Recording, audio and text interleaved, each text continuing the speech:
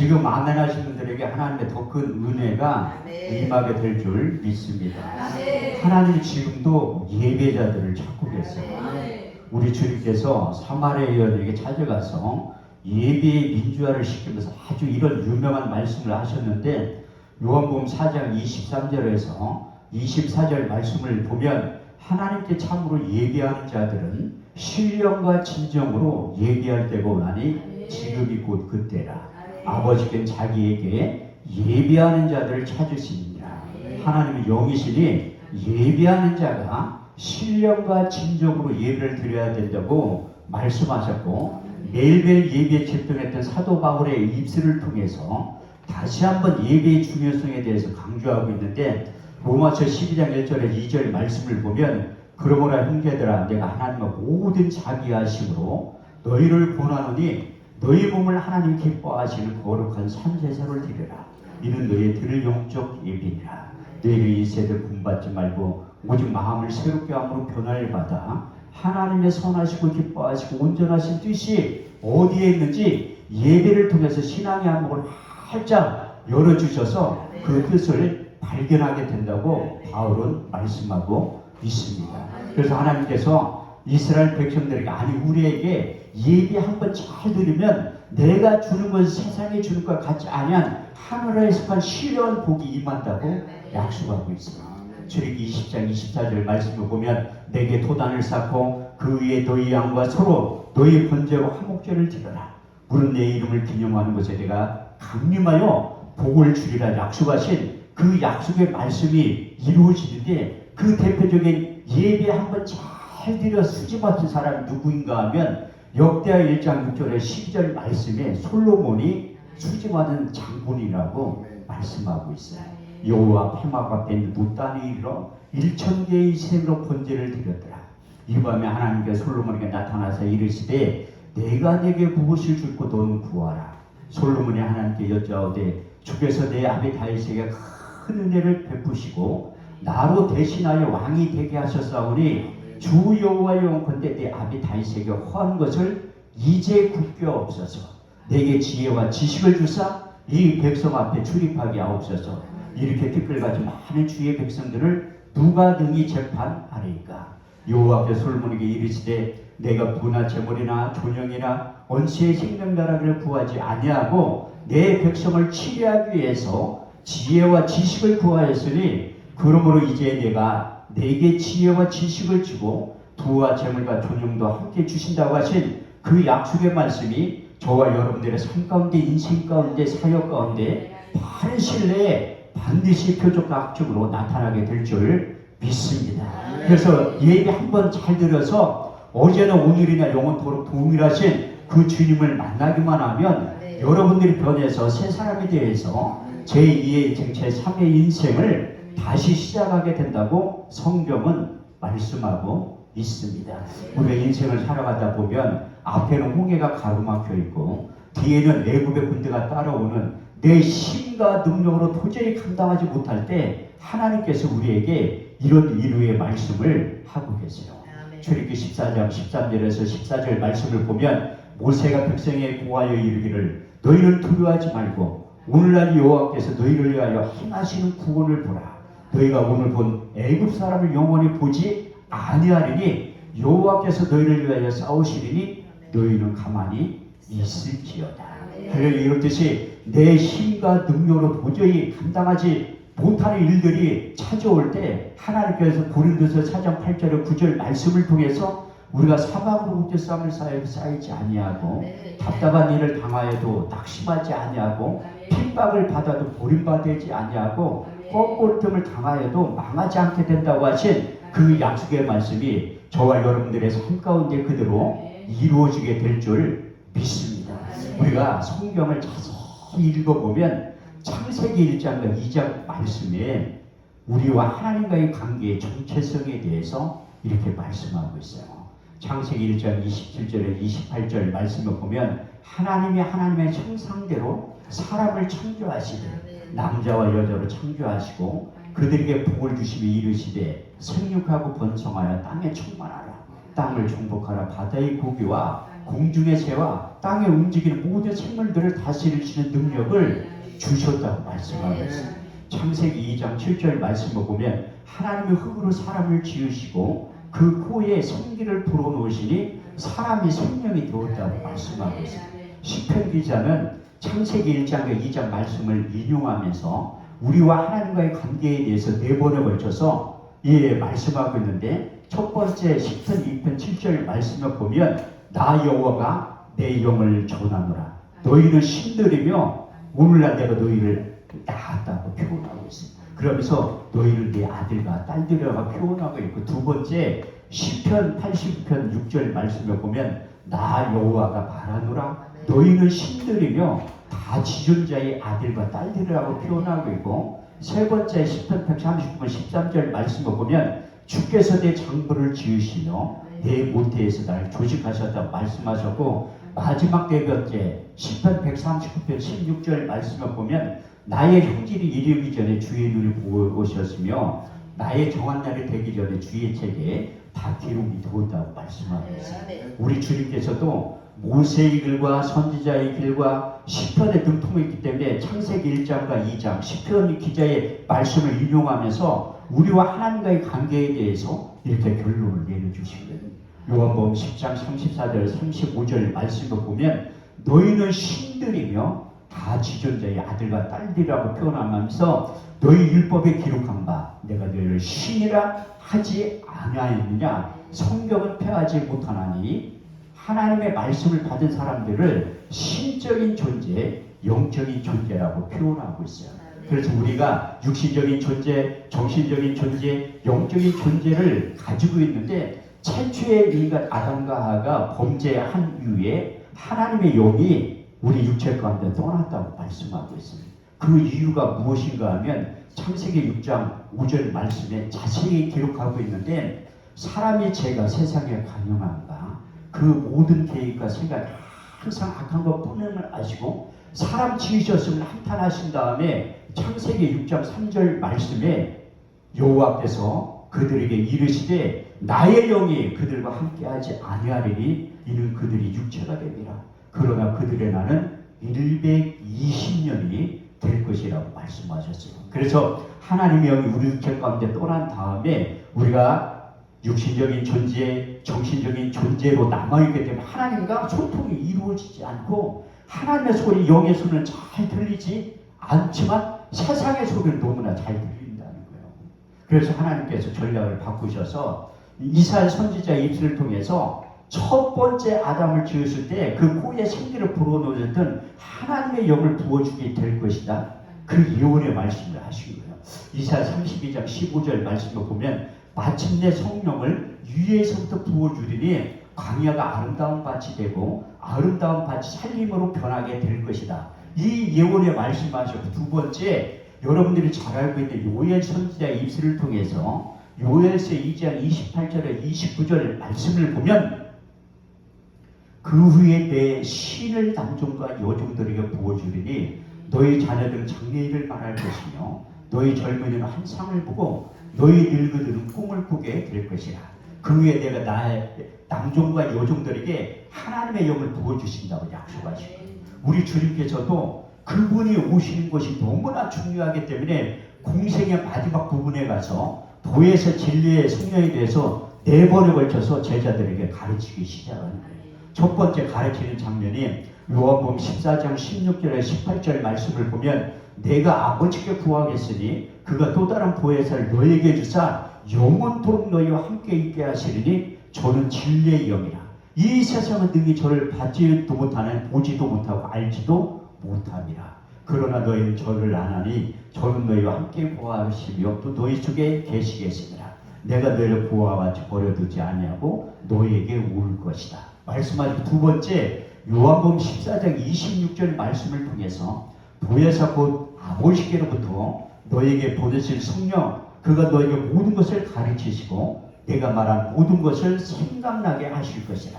세 번째 요한복음 15장 26절 말씀을 통해서 아버지께서 나와서 진리의 성령이 오실 때에 그가 나를 증거하실 것이요. 교회에서 진리의 성령이 오시야지만 예수님에 대해 정확하게 가르쳐주고 예수님이 하신 말씀을 생각나게 해 주신다고 말씀하셨어요.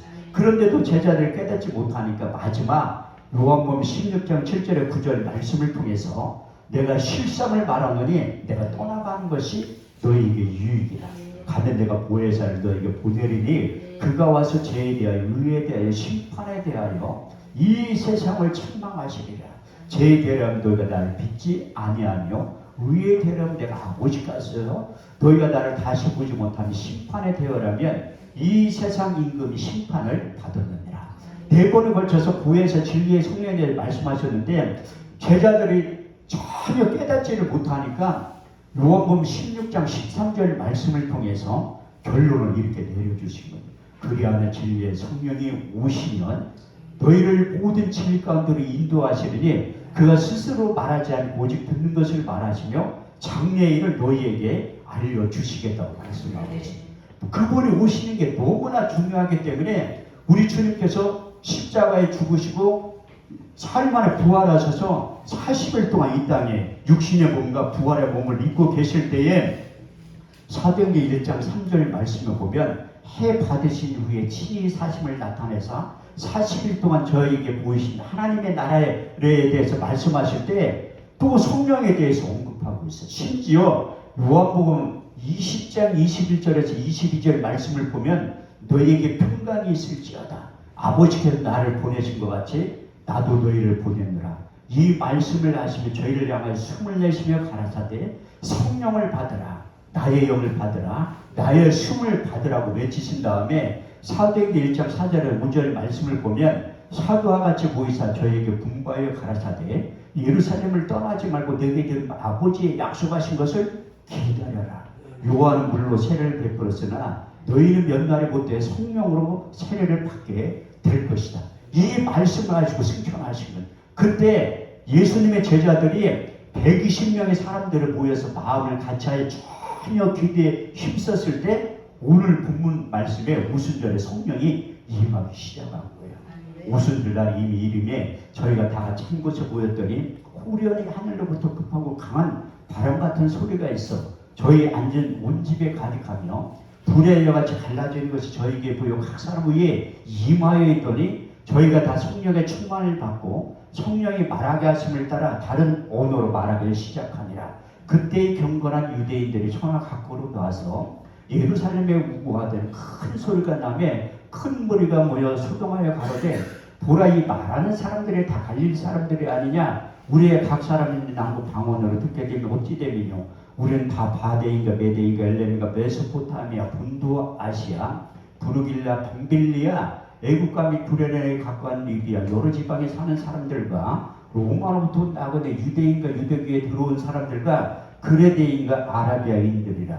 우리의 각 사람이 난 곳 방언으로 하나님의 큰 일을 듣게 도왔다고 말씀하고 있습니다. 그래서 하나님과 소통이 단절된 상태에 성령이 임한 다음에 이제 영의 소리 하나님의 음성을 듣게 되었다고 성경은 말씀하고 있어요. 그래서 오순절 마가의 다락방 성령이 임할 때 첫 번째 현상은 바람 같은 소리로 임했다고 말씀하고 있어요. 제가 오늘 이 설교를 하는 이유가 무엇인가 하면 하나님의 귀 들어 쓰시는 남경산 기도에도 마가의 오순절 다락방에 성령이 임했던 동일한 은혜와 역사가 임하게 해달라고 간절한 심정으로 이 말씀을 전하고 증거하는데 여러분들도 이따가 설교가 끝날 때 통성으로 기도할 때 110명의 사도들이 기도할 때 성령이 임했던 것처럼 여러분들의 기도를 통해서 이 남경산 기도원에 사도행전 2장 1절에 13절까지의 말씀이 동일한 은혜와 역사가 반드시 나타나게 될 줄 믿습니다. 그래서 성령이 임할 때 바람 같은 소리 청각으로 들렸다고 말씀하고 있습니다. 그래서 이 성령이 임할 때 여러분도 이 안목이 활짝 열린 분들은 성령이 임하는 소리를 들었다고 얘기하고 있어요. 왜 성경에 있는 얘기들은 어제나 오늘이나 영원토록 똑같은 거예요. 2000년 전 예수님 당시에 끝난 것이 아니라 성경에 기록되어 있던 지금도 하나님께서 일하시고 역사하시려고 말씀하고 있잖아요. 그래서 이 바람 같은 소리로 임할 때 그 하나님의 임재의 표현이 여러 가지가 좀 바람 같은 소리로 임할 때가 있다고 말씀하고 있어요. 그 대표적인 인물이 엘리야가 하나님의 임재를 나타내 보여달라고 하니까 열왕기상 19장 11절 말씀을 보면 여호와께서 가라사대 너는 나가서 여호와 앞에 산에서 서으라 하시던데 여호와께서 지나가는 크고 강한 바람이 산을 가르고 바위를 부쉈다고 말씀하고 있어요. 그래서 하나님이 임재하실 때 바람 같은 소리가 있는데 제가 그런 경험을 한 적이 있어요. 제가 처음에 성남에서 교회를 개척하고 하나님 앞에 응답을 8년 만에 받은 거예요. 제가 처음에 교회를 개척할 때 내 나름대로 인물되지 실력되지 능력되지 하나님은 반드시 압구정동이나 청담동에서 교회를 개척시켜 주실 줄 알았는데 웬걸 이사야 55장 8절의 9절 말씀을 보면 내 생각은 너의 생각과 다르며 내 길은 너의 길과 달라서 하늘의 땅보다 높으면 내 생각은 너의 생각보다 높다고. 제가 분당에 15년 살았는데 그렇게 못 사는 동네가 있는지조차도 몰랐어요. 지금의 태평사도 이마트 뒤에 구우서 교회를 개척했는데 너무나 힘든 거야. 너무 안 맞아요 성도들하고. 그래서 하나님 앞에 기도 제목을 좀 다퉜어. 눈높이를. 하나님 나 압구정동이나 청담동 아니더라도 서울로만 보내주세요. 서울로만. 8년 만에 응답받았더니 8년 만에. 근데 교회 이전하는 방법이 두 가지가 있어요. 교회가 폭발적으로 부흥돼서 이전하든지 아니면 보증금 다 까먹고 이전하는 둘 중에 하나야. 나는 교회가 부흥돼서 이전했으면 얼마나 좋아. 후자예요 후자. 보증금 다 까먹고 길거리를 닦여서 가지고 자연스럽게 서울로 간 거야. 그것도 하나님이 나에게 의사 변호를 줘가지고 한 사람 일으켜가지고 헌금 받아가지고 지금의 신림팔동으로 이사를 간 거예요. 내가 잊어먹지도 않는데 1월 14일날 얼마나 추울 때 이전 예배를 드린 거야. 그러면서 40명의 강사를 불러가지고 국민을 강구 350만 원짜리 외상으로 들고 매일매일 부흥회를 한 거야. 근데 40일이 지나니까 강사를 줄 돈이 없는 거야. 그래서 우리나라에서 가장 강사로 싼 분을 내가 총빙을 해야겠다 초청을. 그분이 누군가 하면 나예요. 황금천 목사라고. 강사라 줄 돈이 전혀 필요가 없어. 주일날 저녁 때부터 해가지고 토요일날까지 했다는 거야. 다시 말해서 매일매일 예배를 드렸다는 거야. 매일매일. 개척교회가 살아남는 방법은 그거밖에 없어. 제가 한 명 놓고 설교를 잘하는 이유가 뭐냐면 이전 예배 드리자마자 집사람 혼자 놓고서 매일 예배를 드리는 거예요. 그런데 예배를 드리니까 신기해. 찬송 소리를 듣고 우리 교회가 2층이었는데 3층 4층이 일반 주택이에요. 나는 매일 예배 드리니까 하나님이 사람들 보낸다고 생각하는데 문을 확 열더니 숫잔 사람이 와가지고 야 무슨 새끼야 조용히 좀 그래서 아예 주의하겠습니다 이렇게 하면서 그 사람이 매일 퇴근하면서 올라가면서 욕을 하더라고요. 아 주의하겠습니다 시정하겠습니다 이렇게 하니까 한 달 만에 야 목사님 대단하대 욕하더니 갑자기 언어가 바뀌었어 목사님이라고. 그분도 가끔가다 예배에 참석했다니까요. 그래서 예배 드리는 게 너무 중요한 거야. 어떤 분이 오더니 교회에 왜 십자가가 왜 없니 물어보더라고. 그분 불러가지고 귀에다가 살짝이 돈이 없어서 못 따랐어요. 그랬더니 그분이 십자가를 달아주더라고요. 또 어떤 분이 오더니 아유 목사님 왜 교회에 간판이 하나도 없니? 내가 그분 불러서 얘기했지. 돈이 없어서 못 따랐어요. 그분이 다 해줬다니까요. 여러분들 여기 와서 눈에 띄일 때 하나님이 충성할 기회를 드리는 거예요. 여러분들이 그게 이게 필요하겠다 하면 하나님이 여러분들이 해놓으라고 충성할 기회를 줄 때 충성을 하셔야 된다니까. 그런데 어떤 여자분 온 거야 우리 교회에. 그때는 아무것도 없으니까 바닥에 붕괴 공장 했던 자리인데 내가 헌금을 받아올 때 이 순진해가지고 헌금을 1,800만 원 받아가지고 왔거든. 공짜를 하나 더 붙였어야 돼. 인테리어를 해야 되는데 그 돈을 못 받아가지고 온 거야. 보증을 못 받아가지고 붕괴 공장 했던 자리에 그냥 바닥에 앉아가지고 얘기를 드리는 거예요. 근데 어떤 여자분 오더니 막 쓰러졌어. 이렇게 세우면 쓰러지고 이렇게. 난 그런 사람 언제 봤냐. 교통사고나 차에 탁 치면 이렇게 축 늘어져가지고 있는 사람이야. 내가 이제 여자니까 만지지면 집사람이 빨리 이렇게 세워보라니까 계속 쓰러지더라. 계속 쓰러져. 그래서 내가 뒤져보라고 한 거예요. 가방을 뒤져보니까 핸드폰이 나가지고 남편한테 전화를 했어. 지금 이런 일이 생겼으니까 빨리 데리고 가라니까 신랑 오더니 성질을 확 내. 아니 멀쩡하게 교회 간 사람이 왜 이렇게 축 늘어졌냐고. 아 무슨 내가 해보자 했냐고. 나는 건들지도 않았다고. 그런데 나는 우리 교회에 오면 어디 사냐, 이름이 뭐냐, 전화번호가 뭐냐 한 번도 안 물어봐요. 지금도 안 물어본다니까. 지금도 우리 교회 성도들하고 얘기하는 게 어색해. 숙제가 너무 없어가지고 굉장히 어색하다니까. 근데 너무 신기해서 물어본 거야. 그 여자분한테 왜 쓰러졌냐고 물어보니까 그 고백하는데 십자가에서 토네이도 강풍이 나와가지고 쓰러졌다는 거야. 내가 거짓말하지 말라고 했어요. 그 한겨울에 무슨 십자가에서 토네이도 강풍이 나. 근데 그분은 안목이 열린 사람이에요. 그때 성경 속에 엘리야의 하나님을 제가 그때 발견한 거라는 거예요.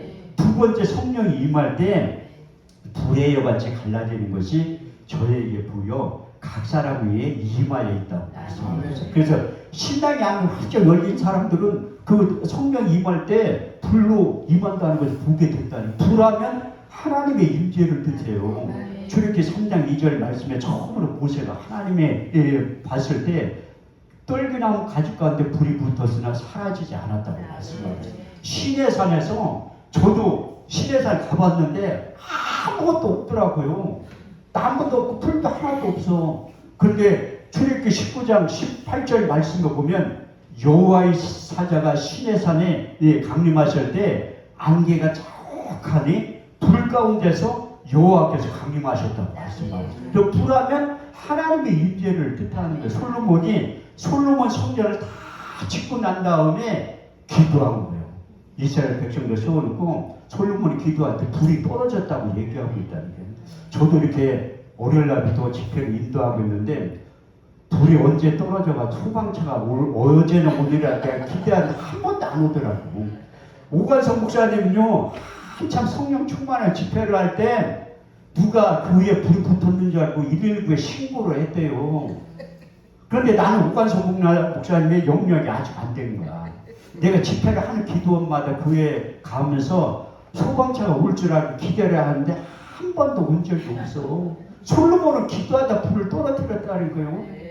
솔로몬이 기도를 마치며 불이 하늘에서부터 내려와서 그 번제물과 제물들을 사르고 여호와의 영광이 여호와의 전에 가득하므로 제사장이 그 전에 능히 들어가지 못하였고 이스라엘 자손은 불이 내리는 것과 여호와의 영광이 여호와의 전에 가득한 것을 보고 박석한 땅에 엎드려 여호와께 경배하여 이르기를 선하시도다. 그 자비하심이 영원히 있도다.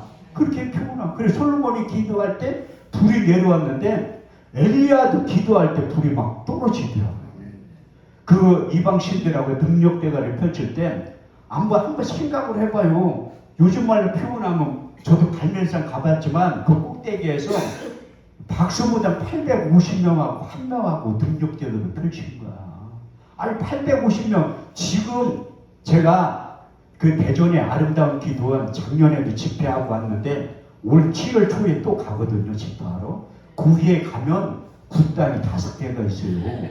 그 우리 단체에 있는 목사님들 가가지고 작년에 내가 가서 확인하러 가려고 해. 분명히 하나 없어질 거야.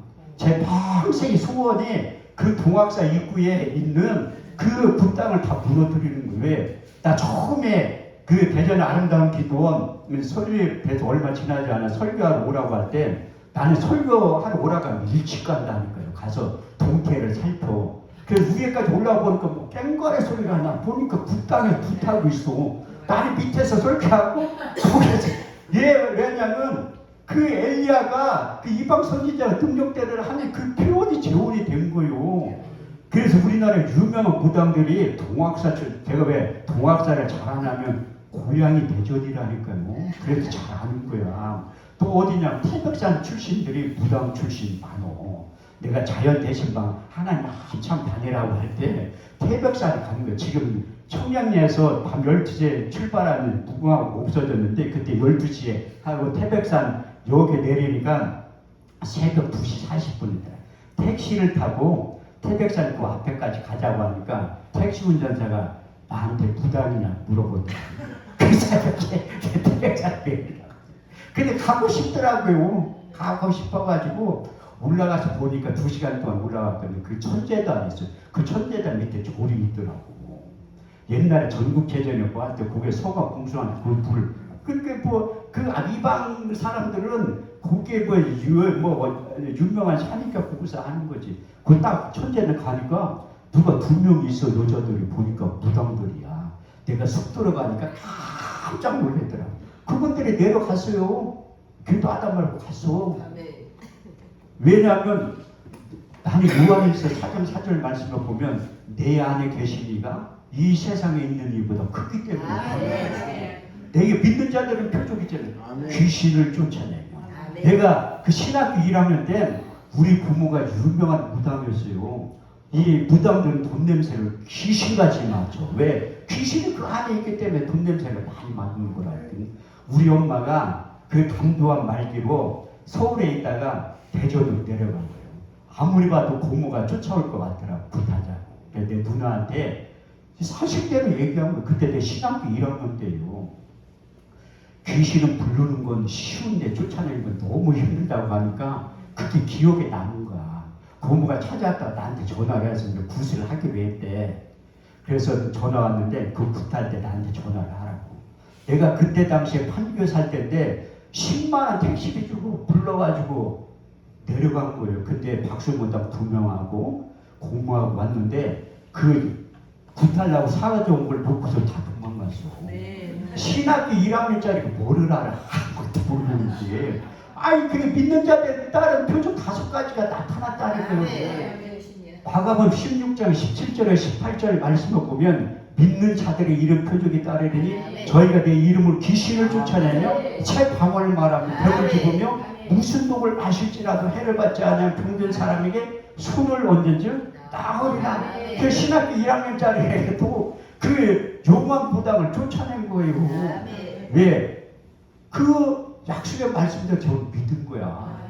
그 성경의 말씀은 내가 믿는 만큼 역사를 해요. 11에서 11장 6절 말씀을 보면 믿음이 없으니 기쁘시게 못하나니 하나님께 나아가 반드시 그가 계신 것과 또 자기가 천년이시니까 창조실 이심을 믿어야 할지니라. 그래서 하나님의 약속의 말씀을 확실히 믿었기 때문에 또 엘리야도 이방 신들하고 능력 대결을 펼쳤다는. 그래서 엘리야가 담대히 열왕기상 18장 24절 말씀을 통해서 선포를 한다니까요. 너희는 너희 신의 이름을 부르라. 나는 여호와의 이름을 부르리니 이에 불러 응답하는 신 그가 참 하나님이라. 그래서 무당들이 이방 신을 부르는 거예요. 아무리 850명이 굿한다고 한번 생각을 해봐. 850명이 모여가지고 굿한다 한번 생각을 해보라는. 저 굿하는 거 어렸을 때 많이 봤어요. 부모가 무당이라.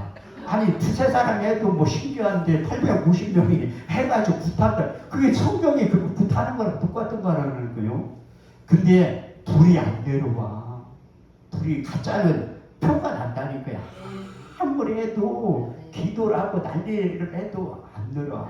근데 엘리야 선지자는 간단하게 응답하셔서 이 기도 한마디 하고 불이 하늘에서부터 내려와서 그 번제물들을 사르고 나무와 흙과 돌을 태우고 도랑의 물을 핥았다고 말씀하고 있어요. 그래서 진짜는 내가 그만큼 인정을 하면 되는 거예요. 저는 제가 이 세상 가운데 나가서 내가 목사라고 소개한다 한 번도 무시당한 적이 없어요.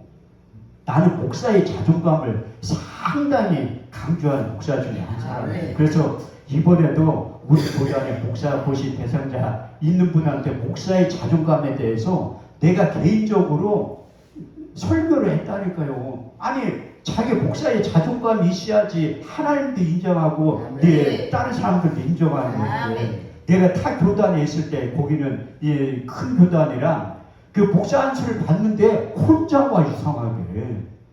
아니 여자분들 목사 안수를 받는데 나타나니까 얘기도 안 하고 오더라고. 그렇게 목사 안수를 받아서 뭘 하고 해. 저는요 목사 안수 받을 때 80명 왔어. 나 같은 사람이 목사 돼서 친구들도 많이 왔어요. 신기해서 어떻게 똑같은 놈이 목사가 될 수 있는 국경 삼아 왔다니. 우리 형제들도 다 왔어요. 내가 그렇게 세상 가운데서 뭐 엉뚱하게 사는 게 아니라 하는 것마다 망하니까 술을 많이 먹었어요. 저는 한 달에 32일을 술을 먹었던 사람이니까. 왜 31일인데 왜 새벽까지 먹을 때가 있기 때문에 술도 3박자가 맞아야지 먹는 거예요. 첫 번째 돈이 있어야 되고 이게 직장 생활하는 사람들은 새벽까지 술을 못 먹어. 출근해야 되니까. 나같이 장사하는 사람 새벽에 먹어도 되잖아. 세 번째는 건강이 있어야 돼. 한 달에 32일 먹으려면 이게 되는 것마다 망하니까 이게 주님을 의지해야 되는데 술주자를 의지하는 거야. 또 끼리끼리 만난다고 쫄딱 망해서도 술꾼들이 만나게 되더라고. 이게 어떻게 나는 술상무도 몇 달 해본 적이 있어요. 같은 빌레에 사는 애가 이제 이 오파상 그거 수입 그릇 가게 거기 상무로 있는데 맨날 법인카드 쓰니까 잘 술 먹기 싫으니까 나를 끌고 가더라고. 근데 하나님이 그 술을 끊게 하고 나가지고 내가 목회를 시작하기 전에 제일 힘든 게 술 끊는 거예요. 아니 술 안 먹으면 손이 떨릴 정도였으니까 내 의지대로 어떻게 술을 끊어. 그래서 모 기도원에 간 거야. 술 끊으려고. 근데 참 신기하게 딱 가니까 그때만 해도 20년 전이니까 기도원에 사람이 많았잖아. 내가 목사처럼 보였는데도 방을 하나 딱 주더니 내가 그때까지도 밥을 안 먹은 거예요. 그때 우리 집사람이 내가 해결 안 갈 때에 빨리 돈 주면서 기도원 가라고 하더라. 내가 음주단속 했으면 걸려서 입에 술 냄새 부풀려. 왜? 내일 기도원에 가면 술을 못 먹을 것 같더라고. 그래가지고 술을 이만큼 먹고 간 거예요. 술이 안 깨지니까 얼마나 술이 입에 술이 푹. 그래서 이제 점심 때 먹고 기도원에 들어가니까 그분이 사람들이 방에 같이 좀 씌어야 되는데 목사님 다른 사람들 방을 같이 씌어야 돼. 알았다고. 내가 고백하니까 목사 아니라고. 전도사님은 아니라고. 안수집사님 나 아니라. 그래서 여기 왜 왔냐 기도원. 아니 기도원에 왜 오냐고 기도하러 온 거지. 그런데 내가 이제 몇 년 동안 신앙생활을 한 적이 없잖아요. 제가 간증했던 것처럼. 근데 오후 예배를 하는데 찬송가 소리는 나는데 바깥에서만 있고 들어가고 싶은 마음이 하나도 없어. 그런데 저녁 때도 저녁 먹고 나서 예배를 드려야 되는데 한쪽 귀에서는 야, 너 청풍 실내에 가서 술 먹고 내일 새벽 예배부터 참석해. 그걸 소리가 되는 거야. 근데 시동 걸고 나가려고 하니까 한쪽 귀에서 또 나가면 끝이다. 그러니까 시동은 껐다 켰다 하는 거예요. 그런데 저녁 예배도 참석을 안 해서 바깥에만 문 앞에서 이렇게 앉아 서서 끼우끼우 하다가 참석을 못 한 거야. 그래서 기둥통이 있는데 거기 가가지고 내가 못 꼬라지는 거예요. 그때 우리 주님을 만났다니까. 그래서 회개한 거예요. 그때부터 술 생각 하나도 안 나는데 그 말씀이 내 육의 신비에 새겨진 말씀이 있어요. 고린도서 3장 16절에 17절. 너희가 하나님의 성전이고 하나님의 성령이 너희 안에 거하시는 것을 너희가 알지 못하느냐. 누구든지 하나님의 성전을 더럽히면 하나님이 그 사람을 멸하시리라. 하나님의 은 거룩하니 너희는 거룩하니. 내가 그 말씀을 의미를 이렇게 땄구나. 아니 내가 이 안에 어떻게 이 술을 부어 놓던 게 철저히 해결가 되더라. 그 다음부터 술 생각이 하나도 안 나요. 가끔가다 친구들 만나면 나에게 물어봐요. 한 목사, 내가 한 가지 궁금한 게 있대. 뭐냐고 하면 너 여태까지 몰래 술 한 잔도 한 번도 안 먹어봤네. 한 번도 안 먹어봤다니까요. 21년 동안 내가 술 끊은 지 21년 됐는데 한 번도 먹어본 적이 없어요. 술 생각도 안 나.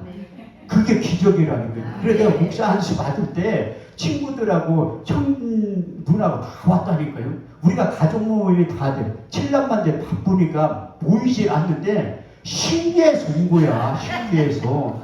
우리 막내 동생이 자기가 밥값을 낸대. 아이고 형이 그렇게 술만 먹고 돌아다니는 사람들이 와봤자 얼마나 오겠어. 그렇게 생각을 하는 거야. 80명 와서 밥값 왜 100만 원 받나. 이렇게만. 근데 한편으로도 기분 기분이 좋대. 형이 그렇게 목사 안수 받을 때 많은 사람들이 찾아와서 너무나 고맙다고 그렇게 생각을 한다고 하더라고요. 그래서 동생이 이게 그에 개척할 때 돈도 줬어요. 2천만 원. 그 63빌딩 대한선교회 근무했는데 하나님이 그 동생을 쓴 거야. 안 믿는 사람도. 그 병의 퇴직을 받아가지고 이 퇴직금을 많이 받았다니까요. 그런데 내가 재수 씨하고 상당히 친해. 왜 친하냐면 우리 가족들이 반대했는 찬성한 사람은 나밖에 없어. 재수 씨가 연상. 그래 다 반대했는데 나만 찬성했잖아. 그러니까 내가 동생한테 가서 교회 개척해야 되는데 보증금 좀 돌라고 한 거야. 2천만 원만. 그랬더니 형 이게 마지막이야. 앞으로 돈 나한테 돌라고 하면 한 푼도 안 준다고 하더라고요. 그럼 알았다고 했지. 그 대신 핸드폰 요금 좀 너 정년퇴직할 때까지 내둘라고 하고 지금 21년째 내주고 있어요. 핸드폰 요금. 3년마다 내가 최신형으로 핸드폰 바꿔. 조금 있으면 이제 정년퇴직할 때 돼가지고 내가 바꾸려고 한다니까 새 걸로. 이것도 하나님이 안 믿는 자들을 통해서 역사하는 거예요. 네. 하나님이 저에게 그 마가의 오순절 다락방에 바람 같은 성령이 불 같은 성령이 우리 교회에도 임한 거예요. 그래서 우리 교회에 예배를 매일 드리니까 지나가다 어떤 여자분이 오신 거야. 그분이 오시더니 예배 끝나고 나서 우리는 방언 기도를 많이 해요. 순복음교회니까. 이 순복음교회는 이 목사 안수 받을 때 내가 제일 젊은 목사라 면접을 볼 때 방언 기도 하냐고 물어봐요. 이 방언 기도 못하면 목사 안수 못 받아요. 심지어 조정도 안 돼. 지역장도 못 한다니까. 그래가지고 물어보는데 어떤 남자분이 방언 기도를 못하는 사람이 있어서 솔직히 손 들어보라고 하니까 손 들더라고요. 학교 어디 나왔냐니까 자기 대구에 있는 모 신학대학 나왔대. 왜 교수님들이 방언의 은사는 사도시대 때 끝났다고 가르치니까 방언 기도를 안 하지. 그러니까 못하는 거예요. 그래서 목사 안수 받을 때까지 기도해서 이 성령의 충만을 받으면 방언 기도를 말한다고 써있잖아요. 사절 2장 4절에 저희가 다 성령의 충만을 받고 성령이 말하게 하심을 따라 다른 방언으로 말하기 시작합니다. 그래서 이 방언 기도를 할 때 창세기 1장부터 11장까지는 언어가 하나였어요. 그래서 소통이 된 거야. 창세기 11장 1절 말씀을 보면 온 땅의 언어가 하나요 부음이 하나였다고 말씀하고 있어요. 바벨탑 사건을 통해서 이제 하나님이 인간들이 쓰는 언어를 혼잡하게 만든 거야. 내가 볼 때 성경에 안 써있지만 언어 맞는 사람들끼리 모여서 살았던 여기까지 온 것 같아요. 그 지금의 언어가 언어학자들 수없이 많다고 하는데 그것도 정확한 게 아니에요. 제가 사우스 아프리카 짐바브웨 3번 갔다 왔을 때 남아공은 공식적인 언어가 11개야. 짐바브웨는 20개도 넘어요. 내가 처음 설교할 때 한 번도 흑인들 앞에서 설교를 해본 적이 있어야지. 한국에서 할 때처럼 그냥 막 빨리 하니까 선교사님이 내 팔을 탁 치면서 그렇게 빨리 하면 안 된다고. 내가 뭐 3년 해봤어야지. 흑인들 앞에서 그렇게 이제 몇 번, 한 70번 하니까 요령이 생기더라고요. 내가 작년에도 그 파키스탄에 있는 사람들하고 줌으로 부흥회를 인도한 적이 있어요. 그런데 그 담임 목사님 나한테 그 외국인 설교를 어떻게 잘하네. 왜 어떻게 70번 넘게 해봤으니까 하지. 경력이 있는데. 그래서 하나님이 우리 교회에 그 여자분이 찾아왔을 때가 누구냐고 물어보니까 방언 기도를 하면서 막 쓰러지더라고. 몇 번을 쓰러진 거예요. 그게 끝나고 나서 물어봤어. 너무 신기해가지고. 나는 큰말 있는데 숙기가 없어요. 잘 얘기 안 해요. 몇 번 만나야지 얘기를 하는 거지. 하도 신기해서 물어보니까 목사님 손들을 이렇게 방언 기도하는데 손에서 불이 떨어져가지고 자기가 맞아가지고 쓰러졌대. 아유 거짓말하지 말라. 내가 뭐 섞어서 하는 사람도 아닌데. 근데 우리 교회 성도들도 몇 명 안 되지만 막 웃어. 목사님이 손에서 무슨 불이 나가. 말도 안 돼. 나는 그걸 언제 봤냐면 동춘 서커스에서 그거 마술사한테 불 떨어질 때 그때 본 거야. 근데 그분은 안목이 열려가지고 그분이 진숙녀 선교사님이라고 중국 선교사님이라고 하대. 확실히 기도를 많이 하는 선교사님이라 이 안목이 열려가지고 그거 보는 거야. 나같이 생자매가 모르라고 아무것도 모르지. 그러면서 목사님 기도하면 자기가 지병이 있는데 그 중국에 너무 추워가지고 몸에 얼음이 배기는 병이 들었다고 하더라고요. 그거 이제 못 고치고 이제 가야 되는데 목사님 기도해주면 꼭 나실 것 같대. 아니 무슨 같은 목사과에 무슨 기도를 안 혼자 하면 되지. 안 한다는 게 자꾸 해달라고 하더라고요. 그런데 해주니까 그분이 쓸어가지고 막 떼굴떼굴 불러댕기더라고요. 난 그것도 동춘 소커스에서는 할 때 떼굴떼굴 그렇게 내가 아무것도 모르니까 하나님이 하나하나 그 영적인 세계에 대해서 가르치기 시작하네. 근데 나처럼 그 19세기 초에 18세기 말에 이 착각 속에 사는 목사님이 한 분 계셨더라고. 찰스 파함 목사님, 감리교 목사님인데 그분도 교회를 개척했는데 금방 부흥이 될 것 같은데 안 되는 거야. 저도 처음에 21년 전에 교회 개척했을 때 내가 3년만 목회하면 한 100명에서 500명, 1000명을 될 줄 생각했다는 거예요. 웬걸 2달 목회하니까 이 세상에서 가장 빠른 세를 발견한 거예요. 그게 월세예요, 월세. 2달 예배 드리니까 한 달에 4번 예배 드리면 임대료 내야 되잖아요.